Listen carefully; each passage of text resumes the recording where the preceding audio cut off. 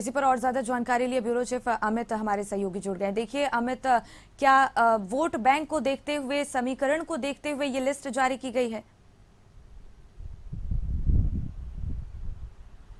बिल्कुल शिखा, और बड़ी मशक्कत जद्दोजहद के बाद ये लिस्ट जारी हुई है। आप समझिए कि अब 19 अप्रैल को पहले चरण के लिए वोट पड़ने वाले हैं और उसके कुछ चुनाव प्रचार कितनी तेज़ी से दो दो प्रधानमंत्री ने 2 सभाएं कर ली, तेजस्वी यादव ने कितनी सभाएं कर ली, अब अमित शाह आज रैली करने वाले औरंगाबाद में। इस बीच में कल देर रात ये लिस्ट जारी की गई है, तो आप समझिए किस तरीके से पहले सीटों के बंटवारे को लेकर, फिर उम्मीदवारों के चयन को लेकर कितनी जद्दोजहद करनी पड़ी आरजेडी को कि अब जो 22 लोगों की लिस्ट जारी की गई। अभी भी 4 जो है, चूंकि 26 सीटों पर आरजेडी की उम्मीदवारी है, इसके अलावा 9 सीटों पर कांग्रेस है और बाकी लेफ्ट के हैं। तो अभी भी 4 सीटें जो है उनके सीटों पर उम्मीदवारों का चयन नहीं हो पाया है। उसके पीछे वजह यह है कि एक सीवान की जो सीट है वहाँ पे मोहम्मद साहबुद्दीन जो पहले सांसद रह चुके आरजेडी के, उनकी पत्नी हिना साहब जो है, उनके और अवध बिहारी चौधरी जो विधानसभा अध्यक्ष रह चुके बिहार में, तो उनके बीच में कांटे की टक्कर है, कौन ये करेगा। हालांकि प्रबल दावेदारी जो है वो अवध बिहारी चौधरी की है। इसके अलावा 3 सीटें जो है मुकेश सहनी के खाते में जा रही है, यानी कि जो मुकेश सहनी अभी अभी आरजेडी के साथ आए हैं महागठबंधन के साथ, तो उनकी 3 सीटें उनको दी जाएगी। तो उनकी घोषणा जो है अभी नहीं हुई है।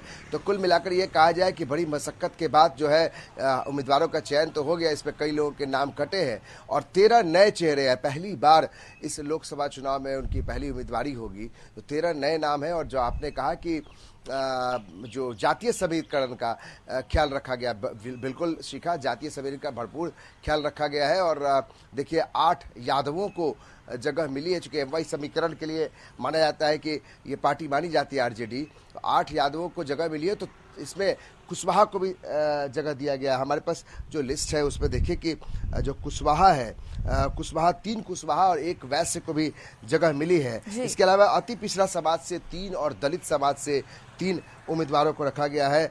2 सवर्णों को जगह मिली है। एक मुन्ना शुक्ला जो है उनको वैशाली की सीट से मिला है, हालांकि रामा सिंह का पत्ता कट गया है, उनकी जगह पर रितु जायसवाल को मौका मिला है।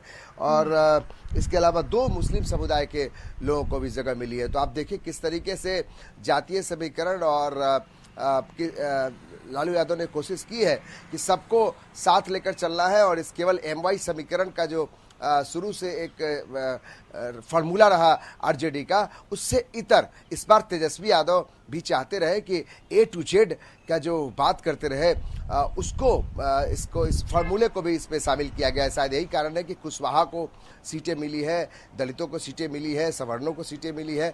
तो कुल मिलाकर कहा जाए कि काफ़ी मशक्क़त के बाद देर आए दुरुस्त आए, तो इन्होंने अपने 22 लोगों की जो लिस्ट है उम्मीदवारों की वो जारी कर दी है। 4 लोग और भी बाकी है। और अब चुनाव प्रचार में तेजस्वी यादव निकलने वाले हैं। अभी से कुछ देर बाद हम राबड़ी आवास पे है शिखा, और यहाँ से तेजस्वी यादव 11 बजे निकलेंगे।